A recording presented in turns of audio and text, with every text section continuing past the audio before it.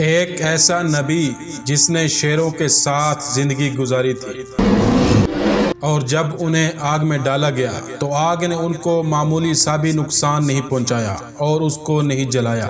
آپ کو ہم اس ویڈیو میں ایک ایسا واقعہ بتائیں گے کہ جس کو سن کر انسان تعجب کرتا ہے، کیونکہ حضرت دانیال علیہ السلام کی زندگی اس پر بہت اثر کرتی ہے۔ حضرت دانیال علیہ السلام خدا کے بھیجے ہوئے نبی تھے۔ میلاد سے 2500 سال پہلے 5ویں قرن میں بیت المقدس کے شہر میں پیدا ہوئے۔ حضرت دانیال علیہ السلام اشراف زادوں میں سے تھے۔ دانیال کا مطلب یہ ہے کہ خداوند میرا قاضی ہے۔ جب حضرت دانیال علیہ السلام پیدا ہوئے تب ان کے والد اور والدہ کی خوشی اور ذوق زیادہ مدت تک نہ رہی، کیونکہ اس زمانے میں ملک میں ایک عجیب حالات پیش آتے ہیں۔ ایک روایت کی بنیاد پر اس زمانے میں مصر کے بادشاہ نے یہودا کے بادشاہ کے ساتھ جنگ کا اعلان کیا تھا، اور چونکہ حضرت دانیال علیہ السلام اشراف زادوں میں سے تھے اور ان کی جان کو خطرہ لاحق تھا، جس کی بنا پر اس کے والدین انہیں جنگل میں لے جا کر رہا کر دیتے ہیں۔ حضرت دانیال علیہ السلام کے جو صرف چند دن کے تھے، جنگل میں انہیں تنہا چھوڑ دیا جاتا ہے۔ حضرت دانیال علیہ السلام شیروں سے بھرے ہوئے جنگل میں خدا کی امان میں چھوڑ دیے جاتے ہیں، اور وہ چیز جس کا انتظار تھا وہ پیش آتی ہے۔ شیر بہت جلدی حضرت دانیال علیہ السلام کی موجودگی کا احساس کر لیتے ہیں اور اس کے اطراف میں جمع ہو جاتے ہیں، لیکن عجیب اتفاق پیش آتا ہے۔ وحشی شیر نومولود کو کوئی نقصان پہنچائے بغیر صرف اسے زبان لگاتے ہیں اور اس کی حفاظت کرتے ہیں۔ حضرت دانیال علیہ السلام اس جنگل میں شیروں کے ساتھ کتنا عرصہ رہے کسی کو دقیق معلوم نہیں ہے، لیکن ایک مدت کے بعد ایک چوپان کو حضرت دانیال علیہ السلام ملتے ہیں، اور وہ چوپان اسے اپنی اولاد کے طور پر قبول کر لیتا ہے اور اس کی پرورش کرتا ہے۔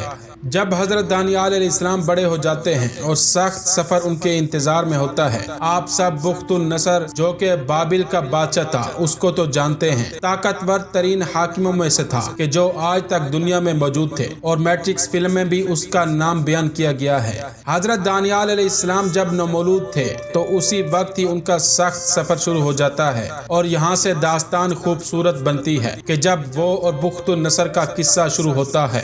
کہا جاتا ہے کہ حضرت دانیال علیہ السلام نے 14 سال تک بیت المقدس میں زندگی گزاری، یہاں تک کہ بابل کا بادشاہ بخت النصر بیت المقدس پر حملہ کرتا ہے اور شہر کو آگ لگا دیتا ہے، اور شہر تقریباً ویران ہو جاتا ہے۔ وہ بوڑھے افراد جو اس حادثے سے بچ جاتے ہیں مصر کی جانب بھاگ جاتے ہیں۔ جوانوں کو قیدی بنا کر بابل لے جایا جاتا ہے۔ حضرت دانیال علیہ السلام بھی ان جوانوں کے ہمراہ ہوتے ہیں کہ جنہیں قیدی بنا کر بابل لایا جاتا ہے۔ حضرت دانیال علیہ السلام کے ساتھ حضرت عزرا بھی قیدی بنتے ہیں۔ بابل کے لوگوں نے ان جوانوں کو تکلیفیں دینا شروع کر دی کہ جنہیں بیت المقدس سے قیدی بنا کر لایا گیا تھا۔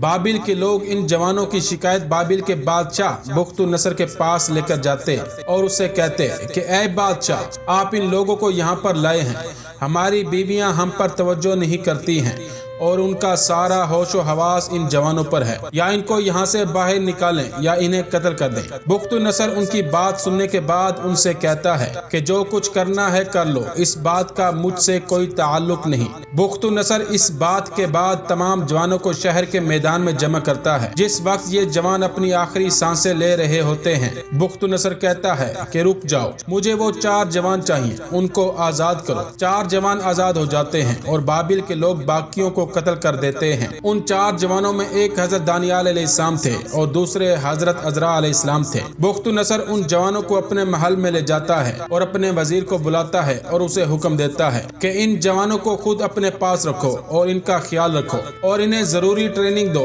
تاکہ مستقبل میں انہیں محل میں کام پر رکھا جائے۔ اور وزیر کو حکم دیتا ہے کہ ان 4 جوانوں کو میرے ہی کھانوں میں سے کھلاؤ اور ان کو میری مخصوص شراب دینا پینے کے لیے۔ وزیر ان 4 جوانوں کو اپنے ساتھ لے جاتا ہے اور بادشاہ کے حکم کو اجرا کرتا ہے۔ وزیر شخصی طور پر خود ان جوانوں کے کام کی نگرانی کرتا ہے، لیکن حضرت دانیال علیہ السلام اور دوسرے جوان حضرت موسیٰ علیہ السلام کی شریعت کی پیروی کرتے تھے اور ان چیزوں سے پرہیز کرتے تھے جو ان کے مذہب میں جائز نہیں تھی۔ وزیر اس بات کو قبول نہیں کرتا اور ان سے کہتا ہے کہ اگر بادشاہ کے حکم کے مطابق کھانا نہیں کھاؤ گے اور 3 سال کے بعد بادشاہ آپ کو ضعیف اور کمزور دیکھے گا تو اس کی سزا مجھے بھگتنی پڑے گی۔ حضرت حضرت دانیال علیہ السلام وزیر سے کہتے ہیں کہ تم پریشان نہ ہو، ہم لوگ بہت اچھے نظر آئیں گے۔ اور حقیقت میں اسی طرح ہوا کہ جو لوگ حرام کھانا اور پینا کھا رہے تھے وہ لوگ ان نوجوانوں کے مقابلے میں کمزور نظر آ رہے تھے۔ اسی دوران خداوند عالم حضرت دانیال علیہ السلام کو خوابوں کی تعبیر کا علم عطا کرتے ہیں۔ اس کے بعد جب 3 سال گزر جاتے ہیں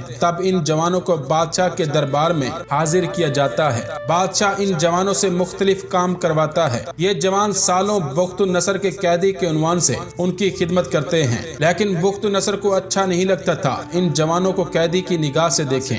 بخت النصر حضرت دانیال علیہ السلام کو خود کا وزیر بناتا ہے اور اس دوران خدا حضرت دانیال علیہ السلام کو پیغمبری مبعوث کرتا ہے۔ بابل کے لوگ حضرت دانیال علیہ السلام کی جاسوسی کرتے ہیں اور حضرت دانیال علیہ السلام کی رفتار و کردار کو دیکھ کر ان لوگوں سے برداشت نہ ہوا اور انہوں نے کوشش کی کہ حضرت دانیال علیہ السلام کو بدنام کریں اور بخت النصر کو حضرت دانیال علیہ السلام کی نسبت بدظن کریں، اور بخت النصر سے جا کر کہتے ہیں کہ اے بادشاہ، تو نے اس شخص کو خود کا وزیر بنایا ہے لیکن وہ پیغمبر کی طرح رفتار کرتا ہے۔ اس کے علاوہ وہ شراب جو آپ پیتے ہیں وہ ہرگز نہیں پیتا۔ بخت نصر اس بات کو سننے کے بعد فوراً حکم دیتا ہے کہ شراب کو لایا جائے اور حضرت دانیال علیہ السلام کو دی جائے تاکہ وہ ان کو پئیں، اور وہ چیز کہ جس کا انتظار تھا، حضرت دانیال علیہ السلام شراب نہیں پیتے تھے۔ بابل کے لوگ کامیاب ہو گئے تھے کہ حضرت دانیال علیہ السلام کو تحت تاثیر قرار دیں۔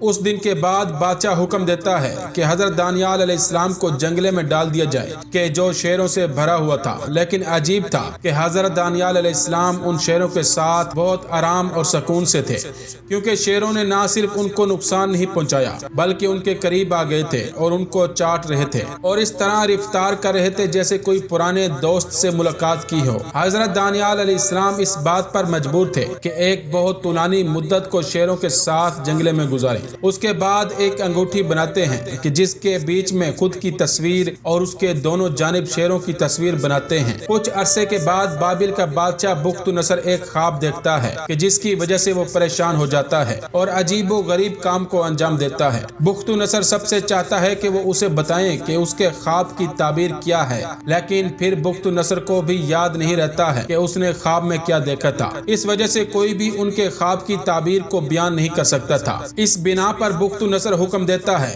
کہ حضرت دانیال علیہ السلام کو جنگلے سے نکالا جائے اور حضرت دانیال علیہ السلام سے کہتا ہے کہ تم بتا سکتے ہو کہ میرے خواب کی تعبیر کیا ہے؟ مختصر یہ کہ حضرت دانیال علیہ السلام بخت نصر سے کہتے ہیں کہ تم نے خواب میں ایک مجسمہ دیکھا ہے اور ایک بڑا پتھر اس سے ٹکراتا ہے اور وہ مجسمہ ٹوٹ جاتا ہے، یعنی بخت نصر کی بادشاہی کس طرح ختم ہوگی اور بت بھی نابود ہو جائیں گے۔ یہ بات بیان کرنا ضروری ہے کہ آج کل کے محققوں کی نظر میں اس کی تعبیر کے جس میں وہ بڑا پتھر مجسمے سے ٹکراتا ہے اور بڑے مجسمے کو اس نے نابود کر دیا۔ تورات میں حضرت دانیال علیہ السلام کی تعبیر کے مطابق آخری پیغمبر اور بتوں کے نابود ہونے کی جانب اشارہ ہے، لہٰذا اس نظر سے حضرت دانیال علیہ السلام آخری پیغمبر حضرت محمد صلی اللہ علیہ وآلہ